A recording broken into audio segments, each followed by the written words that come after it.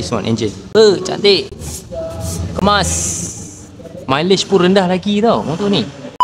Tak SR, GS. Tak GS, GSA. GS Trophy. Tu GS. Dan yang lain tak ada. Mesti ada. Jom. Pan America Special tahun 2022. Didatangi dengan enjin V-twin 1250 liquid coolant. This bike adalah model baru daripada Harley Davidson. Yang ini kita baru masuk dekat kita punya showroom. Korang boleh tengok dia punya hadapan sangatlah berbeza dengan Harley Davidson model-model yang lama. So diorang dah keluarkan dengan teknologi yang baru, sistem yang baru, features yang baru. Didatangi dengan one box. This bike adalah full standard. Didatangi dengan all black color. Wah, this one engine. Cantik. Kemas. Mileage pun rendah lagi tau motor ni. Mileage bawah 3000. On dia kat sini. Keyless guys. So meter dia.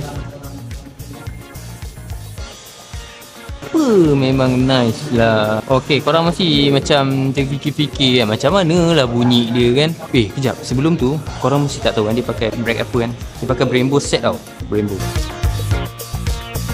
Korang mesti nak dengar bunyi dia kan. Okay, jom kita dengar bunyi dia macam mana.